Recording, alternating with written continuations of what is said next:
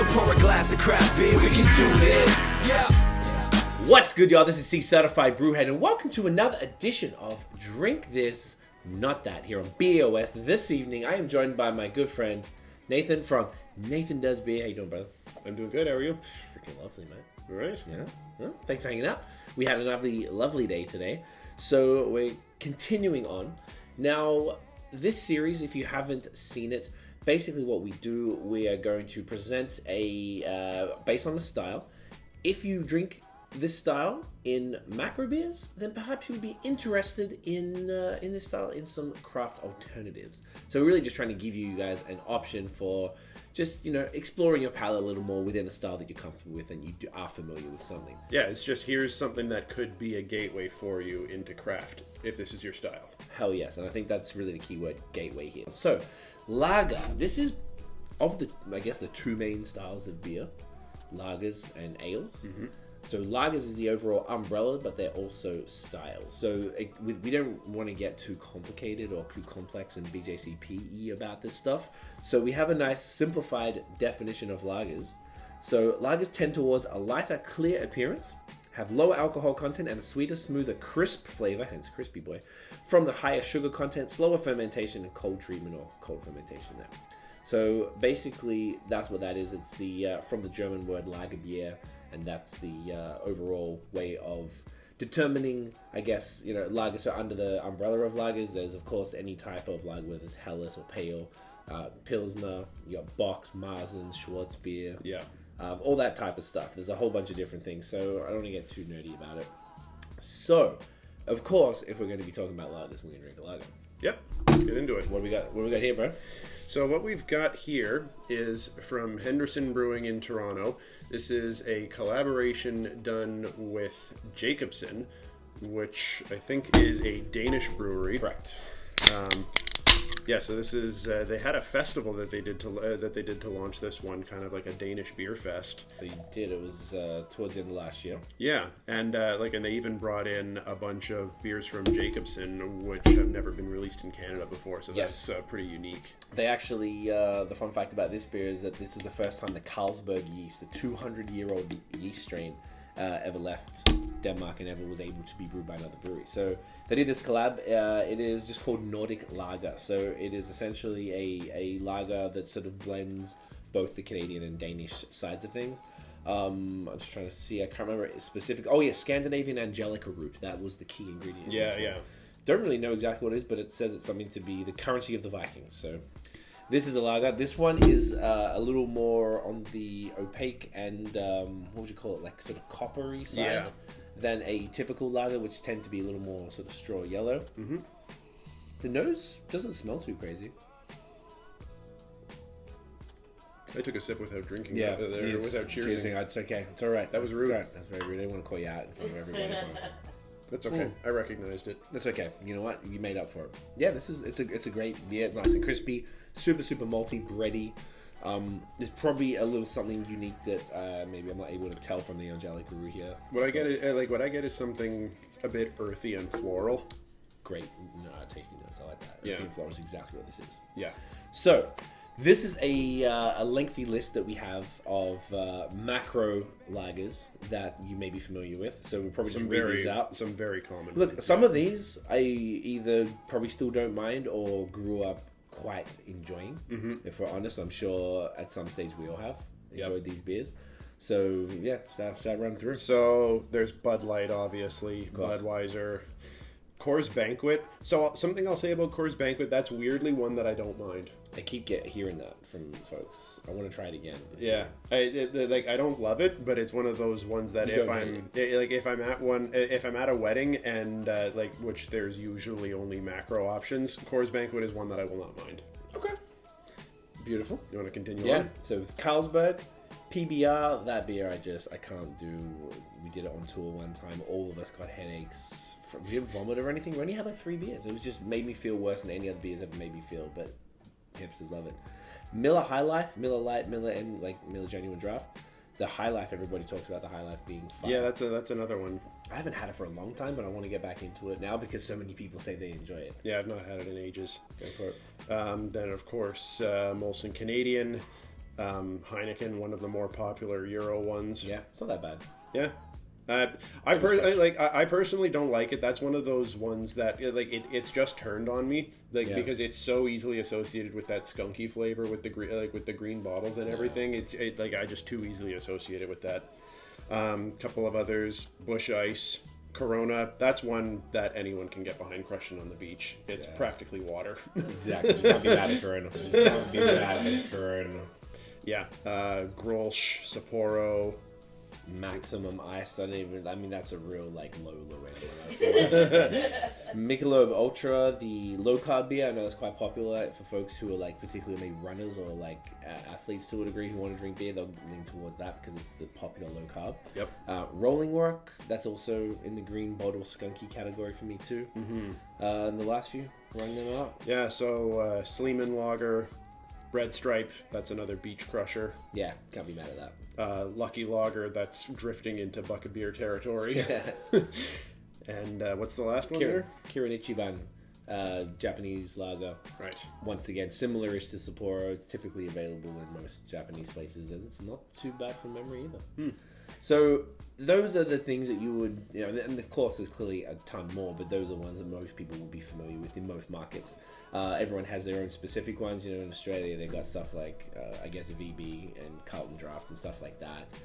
In Europe, they'll have a whole bunch of extra ones. And luckily for the Europeans lagers tend to be a higher quality than a lot of the North American or other ones that we're used to.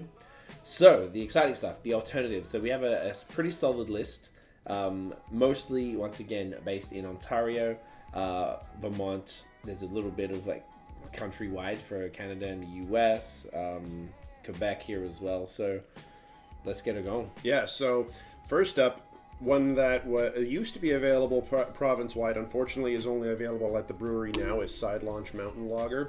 That's a really, really good Helles, and that was a really popular one, and it was one that most people were sad to see disappear from LCBO shelves. And Dominion City in Ottawa, my hometown, they've currently got a few different lagers out right now. They've got a Czech style lager out right now called Built to Last. They've had Dominion City Light a couple of times, and at Rooted in Place they had Trouble in the Fields, which is an adjunct lager with corn, which was just fantastic. Yeah. Killer. Muskoka Craft Lager. That's a great one. That's usually year round.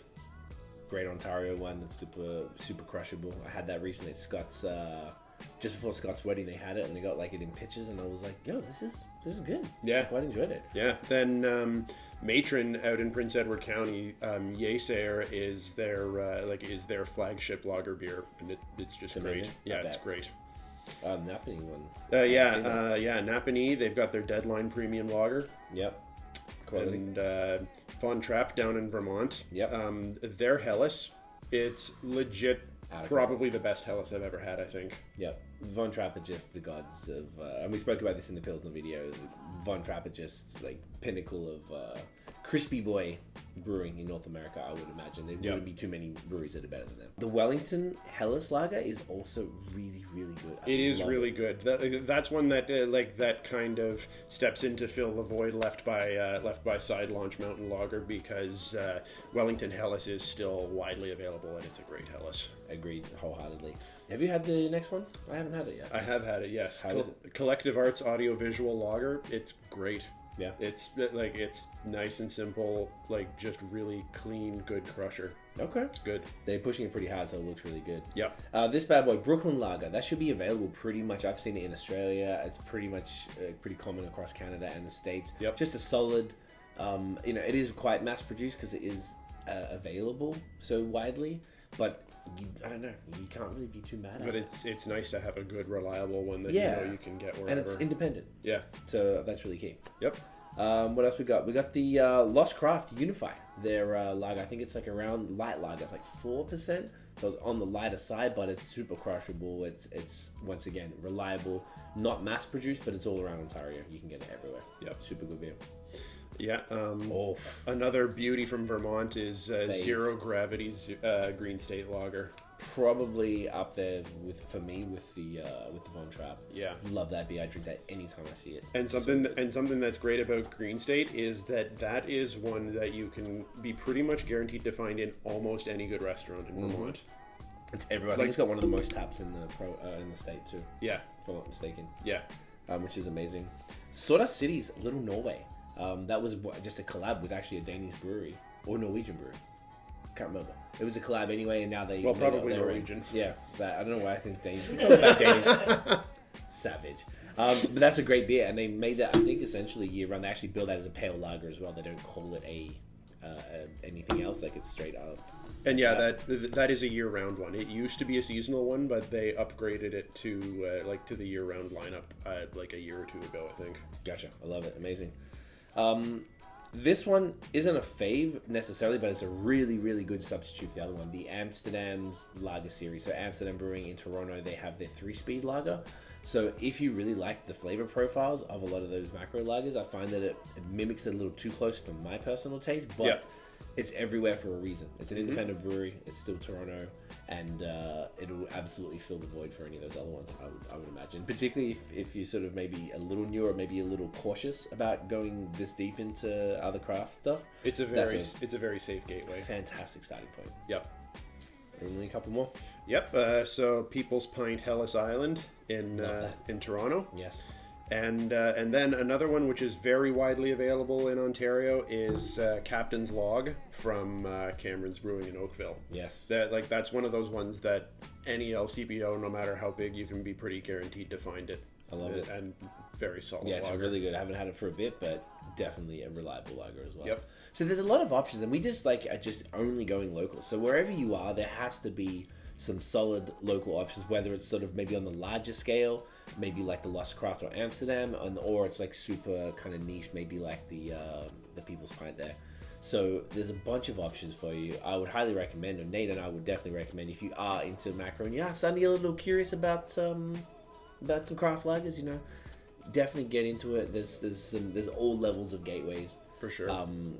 And it's a fascinating style. Being that I've seen a lot of beer nerds just like us that will come in and they'll try all different stuff. They won't even care about the lagers. And then now for us, I'm super passionate about it now. Oh yeah, me too. I love it, and I look forward to that as much, if not more, than other styles. So this is a good one. That's it we want to add for now.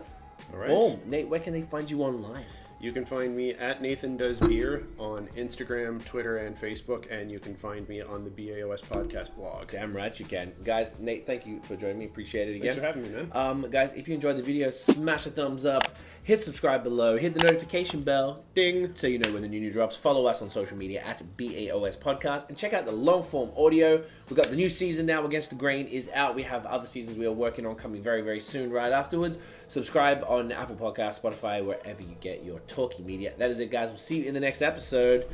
Get it in ya!